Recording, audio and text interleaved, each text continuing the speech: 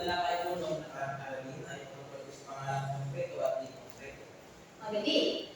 Kung ganon, ano ang pangalan konkreto? Meka? Ang pangalan ay maaaring makuwakan, makita, marinig, maamoy, mabilang, madama, ang malasahan. Ito ay pangalan konkreto. Mahusay. Kung ganon, magbigay na ako ng ilang halimbawa ng pangalan konkreto. Yes? Ang mga halimbawa ng konkreto ay maglag, tapos, papel. Tama. Kung ang pangalan konkreto ay nakahawakan, nakikita, o narinig, ano naman ang pangalan di konkreto? Meka? Ang mga ito ay walang pisikal na katangian. Ang mga ito ay maaaring isang ideya, ang daming karanasan, katangian, pangyayari, paniniwala o palayan ng Diyos. Tama po. Magbigay na ako ng ilang halimbawa ng di konkreto. Mark? Ang halimbawa nito ay pagiging sa katapatan at kaginhawakan. Mahusay. Nakikita ko na maaari na tayo magsimula sa panibago natin natin. Ngayon, mahilig ba kayo manood ng telebisyon o makinig ng balita sa radyo? Sa magaling kung gano'n. Ngayon, magkakaroon tayo ng dulaan. Sino sa inyo ang mahilig sa dulaan? Kung gano'n, kailangan mo ng dalawang katuhanan pang bakalito. Sino ang may gusto? Mark, Mecca?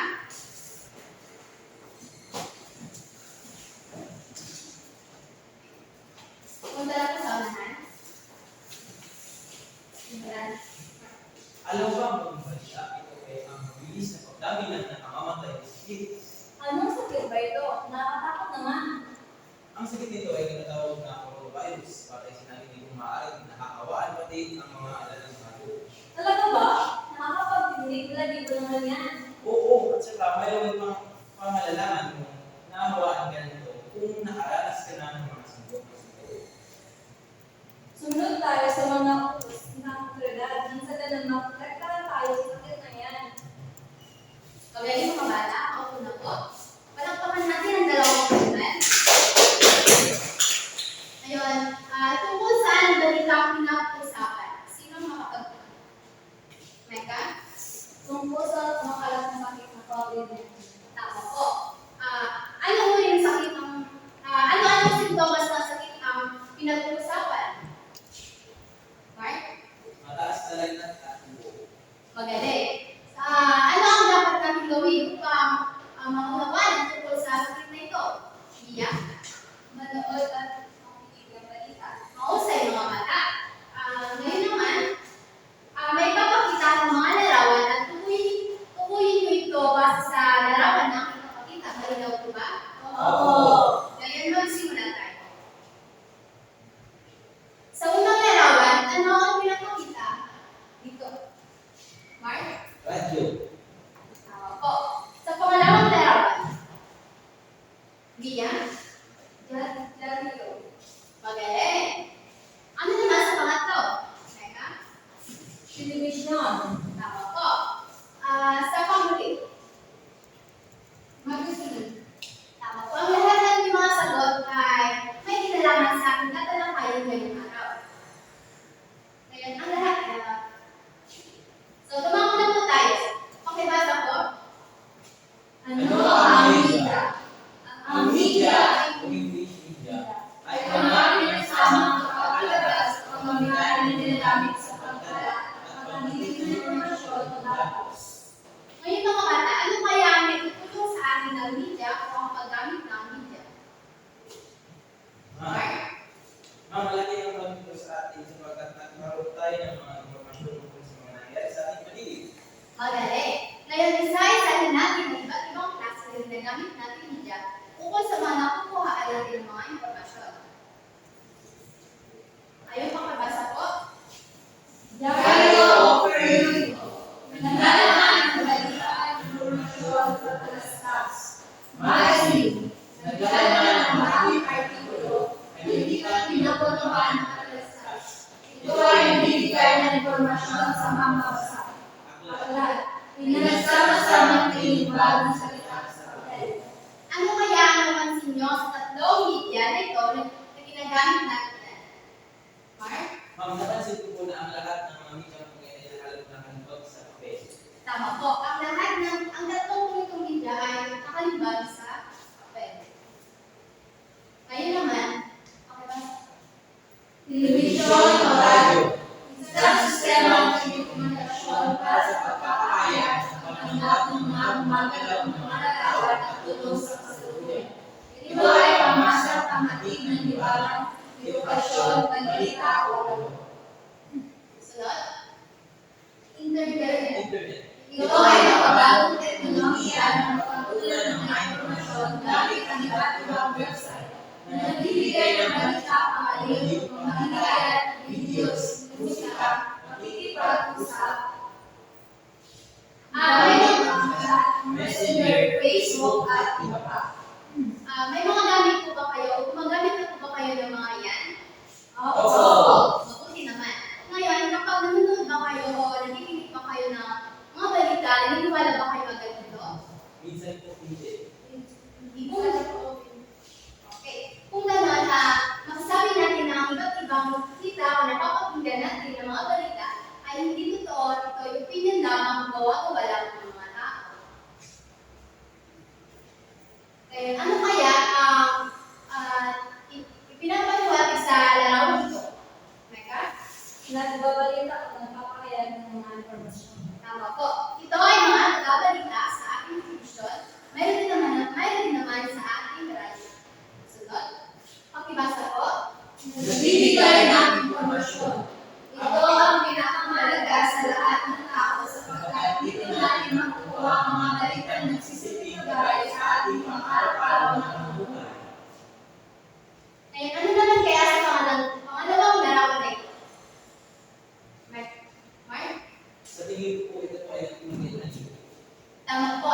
Isa ay sa halimbawa na bibigay sa atin ng aliwan sa lahat ng tao.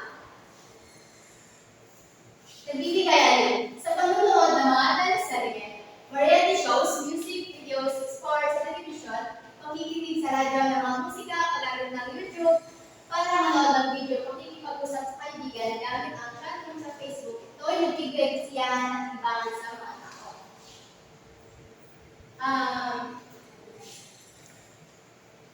Ngayon, alamin naman natin kung ano ang opinion. Sabay-sabay natin basahin mga bata. Pagpapahayag ng opinion. Mahalaga ang malawak na kaalaman ng isang tao tungkol sa isang issue bago siya magpahayag ng opinion upang maging malas ang kanyang idala. Wapas natin sa loob ng kahon na ginagamit kapag nagpapahayag tayo ng ating mga sariling opinion. Ilang mga halimbawa nito ay, sa aking opinion, sa tingin ko, sa nakikita ko, sa aking palagay, kung ako ang natanungin at iba pa. Sa pagpapahayag naman ng reaksyon, maaaring nasasagot mo ayon sa nararamdaman, maaaring positibo ito o negatibong reaksyon. Kapag nagpapahayag tayo ng ating mga reaksyon, paano ba tayo pumahayag ng reaksyon? Nagpapahayag natin ang ating mga reaksyon kung kayo ba ay nasisiyahan na nalulungkot sa ating nakikita. Magaling. Sunod. Magkakaroon tayo ng pangkatang gawain. Hahatiin ko kayo sa tatlong pangkat. Ngunit bago ang lahat, ano ang dapat natin tandaan kapag nagsasagawa tayo ng pangkatang gawain? Pakibasa po. Huwag Huwag maingay. Pag-usapan ang kailangan ng mga gagawin. Nasahin mabuti ang mga panuto. Ang ilaw at tumulong sa gawain ng grupo. Pumili ng leader. Ang leader ang magsisilbing tagaulat sa mga ng ginawang gawain. Tapusin ang gawain sa dinakdang oras. Ay magkakaroon tayo ng unang tayo sa puntos.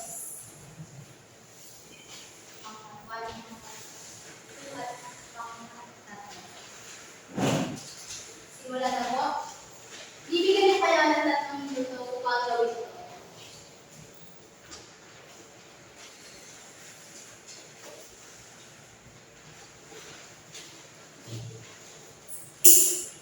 Tapos na po. Tapos na ba? Ngayon sa naman, ulat sa ating mga klase.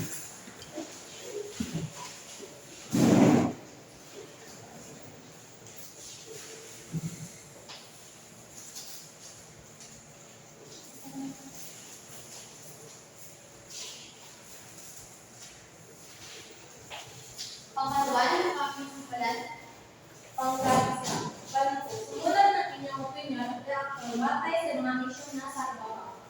Issue. Pag yung loob pag-aaral, maraming estudyante na nasa pagkakas.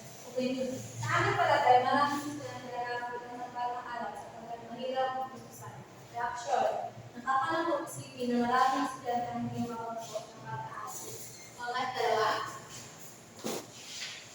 Pangkat-dalawa, panuto. Sumunod ng inyong opinion at reaction batay sa mga issue na sa ibaba. Issue.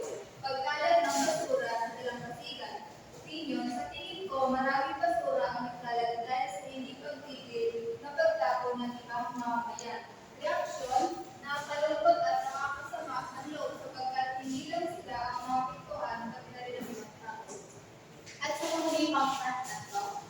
Issue. Maraming magbubuntis ng ilang mga kawalingan na nasa universidad. Ang aming opinion, sa nakita ko, maraming magbubuntis ng mga kabataan sapagkat hindi sila sumusunod sa kanilang mga magulang.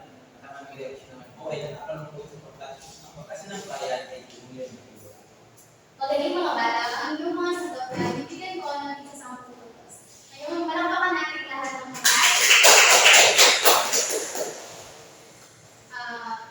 ngayon mga bata, kung talagang nanonood kayo at nakikinig kayo ng mga television o radyo o anumang media na nagkukuha ng impormasyon, paano niyo masasabi ang kahalagaan ng mga ito? Ask mo na pa kayo. Mahalaga po ito sapagkat dito kayo natutuwa ng iba't ibang impormasyon na nangyayari sa ating paligid, labas, loob ng natin.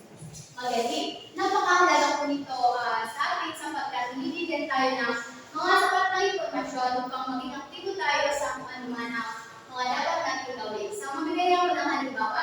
Mark? Mga kamiwa ito is yung nakaka-COVID-19 kung saan tayo po ay walang natin. Tama po. Paano kaya tayo nagkaroon ng impormasyon patungkol sa sakit na ito? Teka? Dahil po sa nakikita o nakapanood natin sa mga telebisyon at radyo. Tama po. Dahil sa sakit na yan, ano kaya ang naging opinion nyo na marinig nyo ang sakit na ito? Iya? Sa aking palagay, nagkakaroon ng sakit na ito dahil tumutunog pa ang bulkan at nagkalat ang mga ago. Ano naman kaya ang naging reaction nyo maging ang lahat ng tao? Mark? Ma'am, kami po ay nalulungkot at natatakot. Tama po. Kaya mas maging mainit tayo dahil mayroon tayong mga nakakalap ng kukuha ng mga impormasyon tungkol dito. Yan. Tungkol nga po saan ang ating tinalakay ngayong araw? Mega? Tungkol po sa opinion o reaksyon sa isang pangyayari. Tama po. Paano kaya tayo nagpapahayag ng ating mga opinion kapag nakakakuha tayo ng mga balita sa issue? Usapan. Mark? Ma'am, kapag may malawak na alaala ng isang tao, nakakapagpapahayag ito ng sarili opinion tungkol sa isyong pinag-uusapan. Magaling. Magbigay lang ako ng halimbawa sa gamit ng salita kapag nagpapahayag tayo ng opinion. Biyan? Mga halimbawa po, sa tingin ko, sa nakikita ko, sa aking palagay, at kung ako ang tatanungin. Mahusay. Paano kaya tayo nagpapahayag ng ating reaksyon kapag nakakakuha tayo ng mga balita sa isang issue? Usapan. Mark? Ma'am, kapag nasasagot tayo sa iyong nararamdaman, nakakaroon ng positibo sa iyong reaksyon. Magaling mga bata. Bigyan ng wow clap ang bawat isa. 1, 2, 3. Wow! Ngayon naman, magkakaroon tayo ng individual na gawain. Kunin lang niyo mga kwaderno at sagutan ito.